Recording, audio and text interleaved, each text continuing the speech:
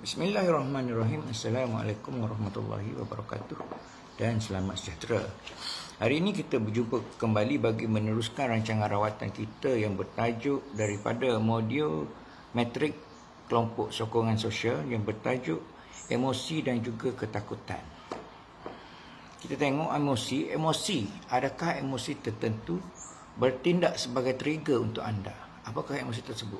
Antara emosi yang bertindak sebagai trigger ialah seperti kebosanan, kesunyian, kemarahan, rasa terpinggir, tertekan, rindu. Itu antara emosi-emosi yang bertindak sebagai trigger. Soalan nombor 2, bagaimanakah proses kepulihan memberi anda kesedaran yang lebih tentang emosi anda? Jadi kita kena fikir, kita kena ingat bahawa setiap kali kita mula-mula memasuki proses rawatan, dia akan semasa awal proses rawatan ataupun selepas pada kita berhenti menagih, emosi ini dia datang dengan tidak semena-mena. Kadang-kadang emosi kita tinggi, kadang-kadang emosi kita rendah. Jadi hayunan emosi ini kita tidak menentu. Jadi kita kena ingat bahawa ini adalah disebabkan proses rawatan itu berlangsung. Jadi kita kena ingat. Jadi kalau kita marah tiba-tiba, bila tiba-tiba kita kena, ini mungkin kesan daripada proses rawatan kita. Okey. Nombor 3, bagaimanakah anda bertindak terhadap emosi yang berisiko seperti kesunyian, kemarahan dan terasa tertekan. Di antara emosi-emosi yang berisiko ini adalah apa yang kita perlu buat bila kita berada dalam kesunyian. Kita hendaklah keluar daripada bilik, pergi berborak atau bercakap-cakap dengan ahli keluarga ke kawan-kawan yang tidak menagih, ataupun kita menelefon seseorang untuk mengelakkan. Dan masa kita telefon, kita bercakap tentang tajuk-tajuk yang tidak berkait dengan, sebab kita telefon kepada kawan yang tidak menggunakan data. Jadi bila tidak menggunakan data, kita akan bawalah tajuk apa-apa pun. Janji bila kita berbincang atau bercakap dengan seseorang, jadi ingatan kita ataupun kesunyian yang kita tadi akan hilang.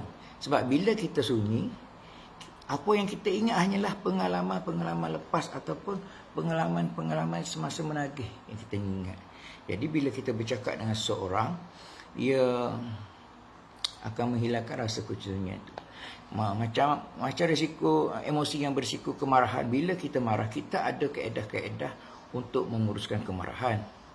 Contohnya kita boleh solat, kita ambil semaya, kita solat sunat 2 rakaat. InsyaAllah kita akan. Jika emosi kemarahan itu tidak hilang juga, kita boleh bercakap dengan orang yang menaikkan kemarahan kita. Kita boleh bercakap. Kita slow talk, slow. Alah, aku ni nak marah lah kok lagu mana nak buat. Manakala emosi rasa tertekan, bila kita tertekan, kadang-kadang kita tak ada duit, kita tak ada kerja, nak tidur pun tak ngantuk. Jadi kita akan stres. Bila kita stres, jadi kaedahnya kita boleh pergi berjumpa kawan-kawan di perjumpaan 12 langkah. Dekat situ ada kawan-kawan baru, dan juga kita boleh menelpon rakan-rakan ataupun sponsor kita sebagai nak elakkan rasa tertekan tersebut. Okay, soalan nombor 4, semasa menjalani kepulihan, apakah yang anda pelajari tentang bagaimana mengasingkan emosi dengan tingkah laku? Emosi dengan tingkah laku ini memang perlu diasingkan, sebab emosi ini hanya satu perasaan yang dalam hati. Dan tingkah laku itu adalah perbuatan kita. Bila perbuatan kita, jadi kita kena asingkan emosi. Bila mari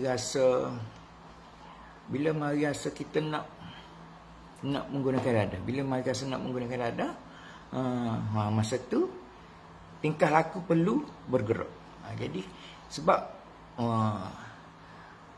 Tingkah laku ni apa yang tingkah laku boleh buat? Berjalan tingkah laku, kita pergi nyambar tingkah laku, kita buat cepet tu tingkah laku, kita sedut tu tingkah laku, kita cucuh tu tingkah laku. Itu dah. Jadi tingkah laku tidak boleh selari dengan emosi. Jika emosi ini terlalu kuat untuk ditangani, ataupun dia orang marah sebenarnya siapa kenalin lah, seronok kena bagi. Jadi kita emosi tu jangan bergerak, ataupun bergerak ke arah kebaikan. Kita keluar pergi makan ke, biar belanja ke, ataupun kita belanja ke ahli keluarga ke, habis duit, kita tak boleh nak buat apa. Jadi perasaan itu akan terhenti setakat tu. Itu antara emosi dan tingkah laku. Okey, nombor 5, antara strategi dan teknik yang dapat membantu anda mengekalkan keseimbangan emosi ialah dengan banyak bersabar, dan juga kita kena lebih kepada kerohanian lah. Kalau boleh sembahyang tu jangan tinggal. Kaedah untuk tinggal sembahyang mudah je. Dia macam gini. Kaedah untuk tinggal sembahyang ialah bila masuk waktu kita sembahyang lagi, InsyaAllah. Ataupun seandainya kita tak dengar lah orang azan, jadi bila kita tengok pukul 2 dah, tinggal kejap kita sembahyang. Bila kita teringat tu kita buat.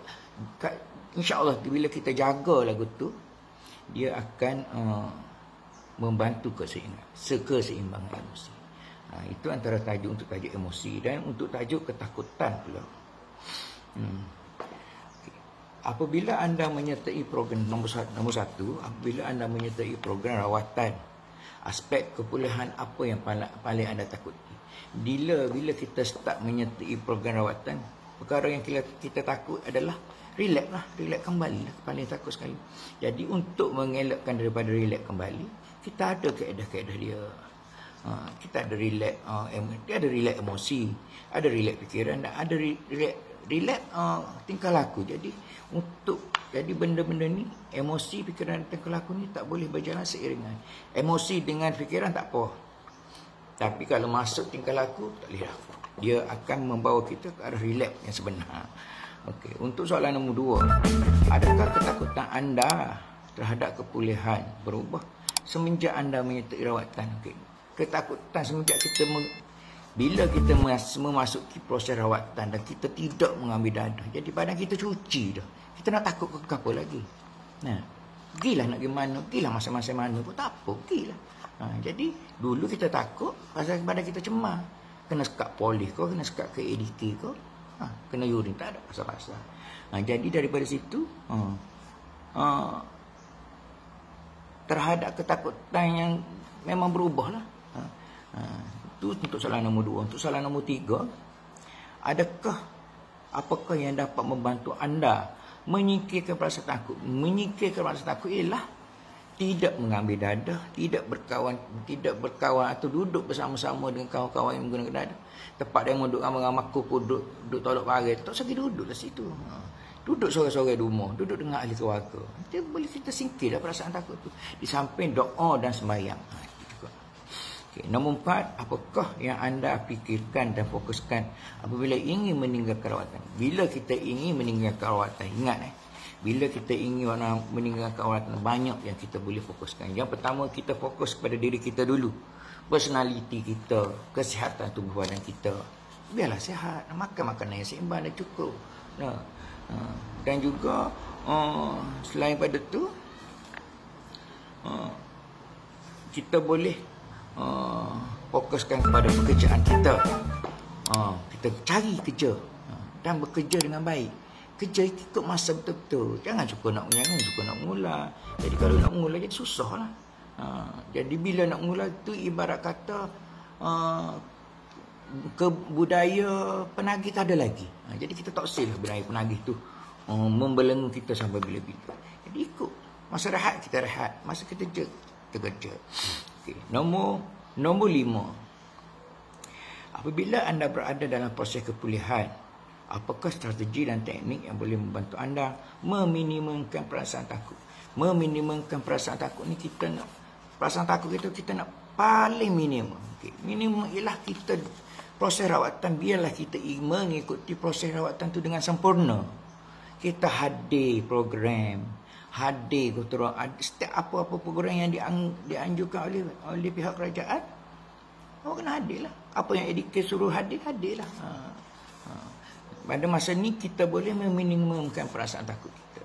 Jadi itu antara dua tajuk hari ini, iaitu tajuk-tajuk emosi dan juga ketakutan. Jadi itu sahajalah daripada saya. Saya harap klien-klien, rakan-rakan klien kita boleh ambil manfaat